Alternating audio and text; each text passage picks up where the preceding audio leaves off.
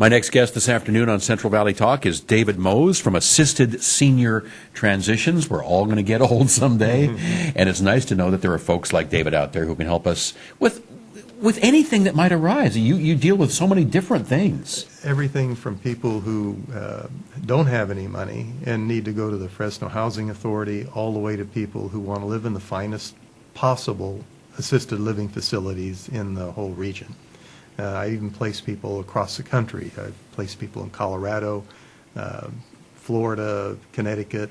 Right now I'm working on one in just outside of Atlanta, Georgia. But it's a matter of knowing the way the system is put together, how it works, what are the benefits, what you really need to know before you make a decision to even come out of your home and go into some other type of facility. Well, what are some of those things that I should be thinking of?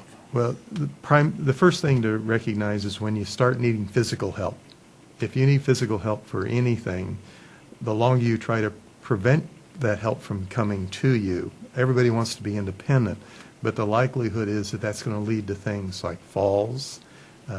Your nutrition may not be up to what it should be. Your exercise level may not be up to what it should be. Your socialization, so that you keep mentally as sharp as possible, will deteriorate more quickly if you're not involved in social interactions than it will if you go out and really get involved. And getting involved sometimes means going into a facility. There's social activities there all the time.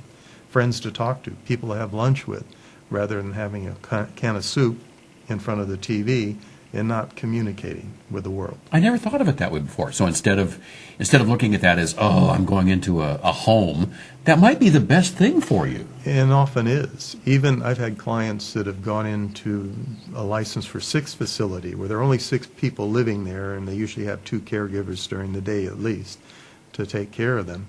And they get to the point where it's almost like a family situation. And if something's going wrong with Mabel next door to you, and you'll say to the caregivers, I think she needs some help. You get to the point where you understand their needs as well as the caregivers, and so everybody looks out for each other. But a lot of it's the conversational side of it. So many people that are living at home alone have that opportunity to actually converse with other people. And it makes a huge difference as far as keeping your own mental acuity up and sharp and moving forward rather than kind of deteriorating, which it can do. You just mentioned these smaller homes with maybe 6 patients. Then there were other places that have hundreds of rooms. Up to 270, yeah.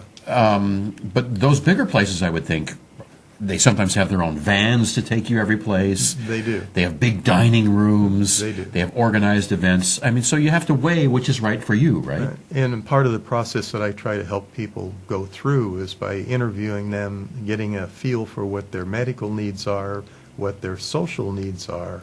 And what they can afford. And what they can afford. What is the best placement for you? So right now there are a dozen of the large facilities. There are 180 of the small facilities. Ooh. So if you look at that, you can spend weeks and weeks and weeks going to see all of them, whereas I can give you a slice off the top of the ones that really fit your particular need. So maybe 4 or 5 or 6 places you might want to see. I've had some people that say, what would be the best place for me because my care level is here. I have a person with Parkinson's, a great gentleman, but he needs a lot of help. He needs assisted living. Assisted living, 2 people on each side to help him in and out of bed. He needs too much help not to be able to find the best possible care. But secondarily, he couldn't get around to see all of those places. So I can tell him where that best care is. And he's been to 3 different places I've taken him rather than going to all 12 of the larger ones. And partly because his medical needs were such that there are levels of care that are higher in some places than they are in others. So I can aim him towards those. Gotcha. Well, it sounds like you save people a lot of time and energy and money too. Well, my analysis for them is this: you could spend 100 hours knowing what I know, but I can solve your problem for you in 2 or 3. That's nice. Okay. David, how do folks reach you at Assisted Senior Transitions? I have a website, and you can find it under assistedseniortransitions.com. You can reach me at 559-750-8787. I also have email that goes under that same DMOOS at assistedseniortransitions.com. And any way of those, one of those ways, and I'll get back to you as soon as I can. Awesome.